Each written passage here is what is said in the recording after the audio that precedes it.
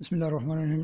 Dear students, मैं आज आपको chapter number three exercise number 3.4 page number 67 पर मौजूद क्वेश्चन नंबर 3 जो कि हमें नंबर सिस्टम विद बेस 8 के नंबर्स दिए गए हैं, वैल्यूज़ दी गई हैं, इनको मल्टीप्लाई करना है। तो इनको मल्टीप्लाई कैसे करते हैं कि हमेशा आप मल्टीप्लाई और सब्ट्रैक्शन और मल्टीप्लिकेशन जो है और एडिशन आप हमेशा जो है वर्टिकल फॉर्म में वैल्यूज़ को लिख के इसको सॉल्व करेंगे। ठीक है, जैसे अभी हमें दिया हुआ है 411 with base 8 multiply by 76 with base 8 multiply करना है। अब मल्टीप्लाई करने का तरीका ये है कि हमने देखा कि क्या वैल्यू बनती है जब दो वैल्यू को मल्टीप्लाई करते हैं। जैसे पहले 6 है, 6 को मल्टीप्लाई किया 1 से तो हमारे पास 6 आएगा। 6 8 से कम है, लिहाजा इसकी पूरी वैल्यू ऐसे लिख देंगे। फिर 6 को मल्टीप्लाई किया 1 से तो 6 1 ज़ा 6 आएगा, तो 6 8 से कम है, इसलिए इसको भी ऐसे ही लिख देंगे। अब देखें 6 को 4 से मल्टीप्लाई करेंगे तो 24 आएगा। क्या आएगा? 6 को मल्टीप्लाई किया 4 से तो 24 आया। अब बेस 8 में 24 जो है वो किसके बराबर है वो हमने कन्वर्ट करना है कि 24 जो है वो चूँकि 8 से ज़्यादा है, 8 या 8 से ज़्यादा वैल्यू आएगी तो इसको हम 8 से डिवाइड करेंगे। ये मल्टीप्लिकेशन का रूल है बेस 2, बेस 5 और बेस 8 के लिए सेम रूल है। बस सिर्फ ये कि 2 होगा तो 2 से करेंगे, बेस 5 होगा तो 5 से करेंगे, बेस 8 है तो बेस 8 से मल्टीप्लाई करेंगे कि ये जो डेसिमल नंबर 24 आया है ये हमारे पास बेस 8 में किस वैल्यू के बराबर है। ठीक है, अब ज़रा गौर से देखें। अब ज़रा देखें कि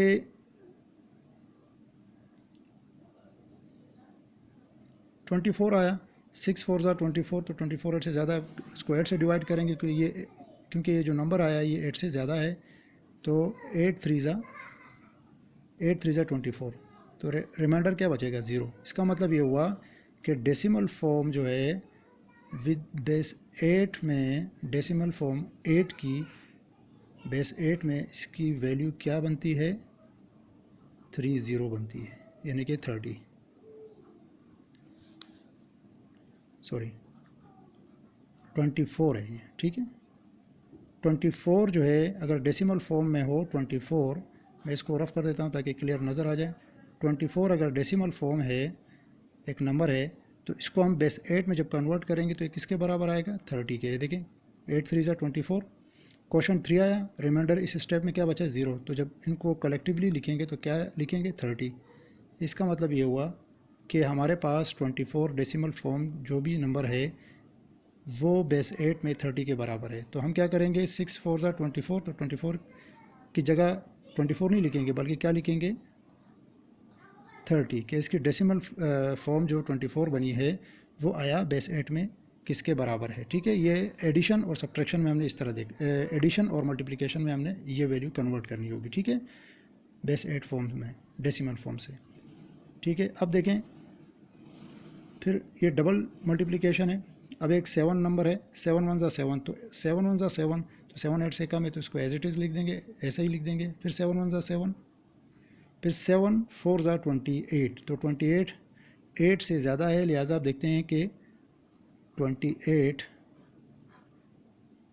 चूँकि बेस 8 है तो 8 से डिवाइड करेंगे। 8 3 ज़ा 24 और रिमाइंडर 4 आ जाएगा। तो इसका मतलब ये हुआ कि हमारे पास 28 जो डेसिमल नंबर है वो हमारे पास बेस 8 में किस वैल्यू के बराबर है? 34 के बराबर है। किसके बराबर है?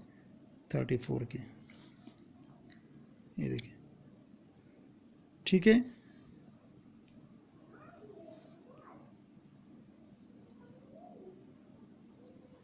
ये क्वेश्चन बचा, ये रिमाइंडर बचा। ये क्वेश्चन होता है, ये रिमाइंडर होता है। ठीक है, हर एक अपना स्टाइल ही लिखने का। मैं इस तरह लिखता हूँ ताकि आपको समझ में आ जाए कि ये 8 से 28 को डिवाइड करें आप तो आपके पास क्वेश्चन 3 आएगा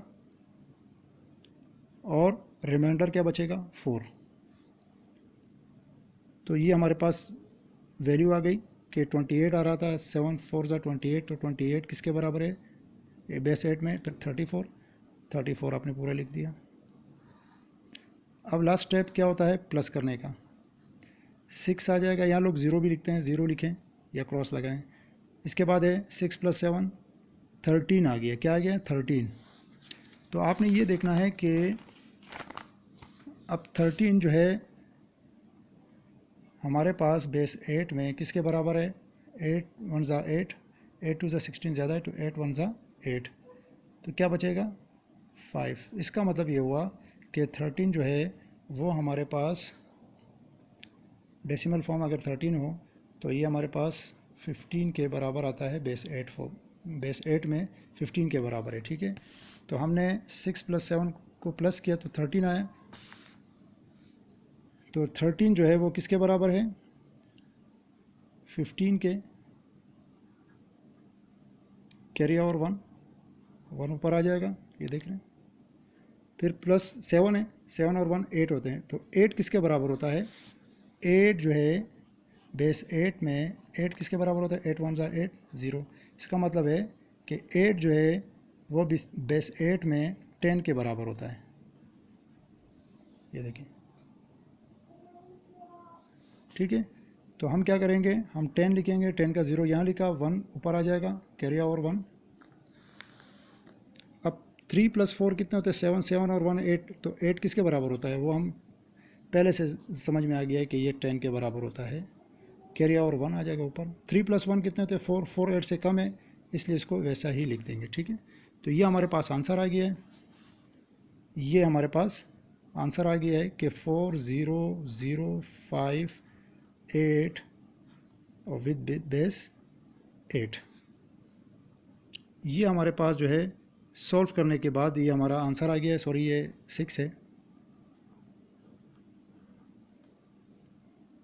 ठीक है। ये हमारा आंसर हो जाएगा, ये आंसर हो गया हमारा, ये आंसर है। ये अगर 6 क्लियर नज़र नहीं आ रहा तो ये ऊपर 6 लिखा हुआ, मैंने गलती से इसको 8 लिख दिया था, लेकिन ये 6 है, ठीक है। तो ये ज़रा बेटा इस क्वेश्चन को ज़रा गौर से समझें, देखें। इसके एग्जाम्पल बुक में भी मौजूद है, आप बुक की हेल्प भी ले सकते हैं, और इसके नेक्स्ट क्वेश्चन आपने ख़ुद करने हैं। तो ये हमारे पास जो है हमने base 2 number system with base 2 की एडिशन, मल्टीप्लिकेशन, सब्ट्रैक्शन सीखी, फिर बेस 5 की, फिर इसी तरह फाइनली हमने जो बेस 8 है नंबर सिस्टम विद बेस 8, इनकी भी मल्टीप्लिकेशन, सब्ट्रैक्शन और एडिशन सीख ली है। ये क्वेश्चन की आप प्रैक्टिस करते रहें, और इनके एक्सरसाइज के जितने भी क्वेश्चन मैंने आपको जो है दे दिए करने को, वो लाजमी अपने नीट नोटबुक में नोट डाउन करें। थैंक यू, अपना ख्याल रखें, बहुत शुक्रिया।